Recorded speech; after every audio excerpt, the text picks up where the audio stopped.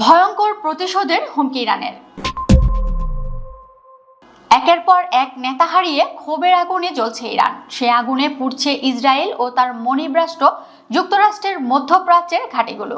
Kuwait, কাতার, Saudi আরব, Bahrain, আরব আমিরাত সহ সব আকাশেই ইরানের ক্ষেপণাস্ত্র। গত 17ই মার্চ রাত থেকে আরো ভয়ঙ্কর হয়ে উঠেছে তেহরান। সর্বোচ্চ নেতার পরের কাতারেই থাকা দেশটির জাতীয় নিরাপত্তা পরিষদের প্রধান আলী লারিজানি নিহত হওয়ায় ফুঁসে উঠেছে ইরানের শক্তিশালী সামরিক বাহিনী রেভলিউশনারি গার্ডস কর্পস। রাতভর ইসরায়েলের 100টিরও বেশি লক্ষ্যবস্তুতে হামলা চালায়। বুধবার ইরানের সেনাপ্রধান আমির হাতামি ঘোষণা দেন, সুপ্রিম ন্যাশনাল সিকিউরিটি কাউন্সিলের সেক্রেটারিকে হত্যার ঘটনায় ইরানের প্রতিক্রিয়া হবে চূড়ান্ত ও অনুশোচনাযোগ্য।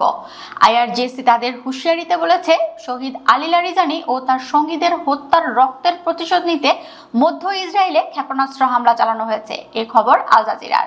লারিজানির পর ইরানের গোয়েন্দা বিষয়ক মন্ত্রী ইসমাইল খতিবকেও হত্যা করেছে ইসরায়েল।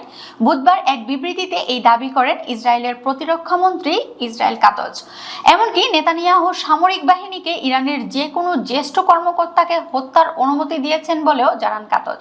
মঙ্গলবার ইসরায়েল দাবি করে, সোমবার রাতে তেহরানে ইসরায়েলের বিমান হামলায় আলী লারিজানি তার পুত্র সহ নিহত হয়েছেন। তেহরানের পৃথক বিমান হামলায় আধা সামরিক বাহিনী বাসিস প্রধান জেনারেল গোলাম রেজা সোলাইমানিও নিহত হন।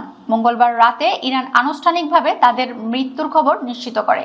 এদিকে লারিজানি হত্যার প্রতিশোধ নিতে ইতোমধ্যে ইসরায়েলের রাজধানী তেল আবিবে শক্তিশালী ক্ষেপণাস্ত্র হামলা চালিয়েছে ইরান। এই হামলায় প্রথমবারের মতো ক্লাস্টার ওয়ারহেড বা গুচ্ছবোমা ব্যবহার করা হয়েছে বলে দাবি করেছে ইরানি সংবাদ মাধ্যম।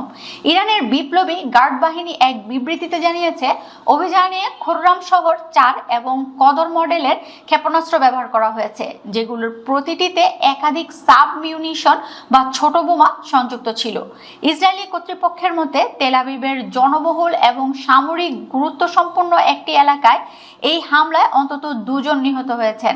এছাড়াও তেল আবিবের ট্রেন স্টেশনও ক্ষতিগ্রস্ত হয়েছে।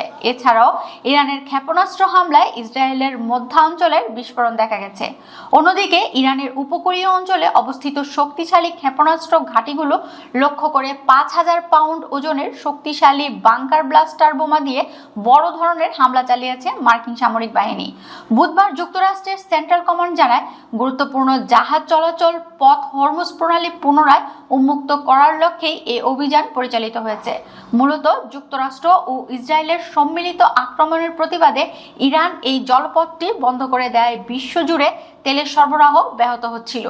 এই অচলাবস্থা কাটাতে এবং আন্তর্জাতিক নৌপথের নিরাপত্তা নিশ্চিত করতে মার্কিন বাহিনী তাদের অস্ত্রাগারের অন্যতম শক্তিশালী এই বোমাগুলো ব্যবহার করেছে।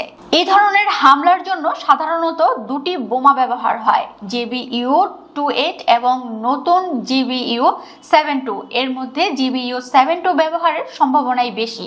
GBU-72 প্রথম পরীক্ষা করা হয় 2021 সালে। এটি একটি বড় ধরনের নিখুঁত লক্ষ্যভেদী বোমা, যা স্যাটেলাইটের সাহায্যে লক্ষ্যবস্তুতে আঘাত করে। যুক্তরাষ্ট্রের বিমান বাহিনী বলেছে, এই বোমা বিশেষভাবে তৈরি করা হয়েছে মাটির গভীরে থাকা শক্ত ঘাঁটি ধ্বংস করার জন্য।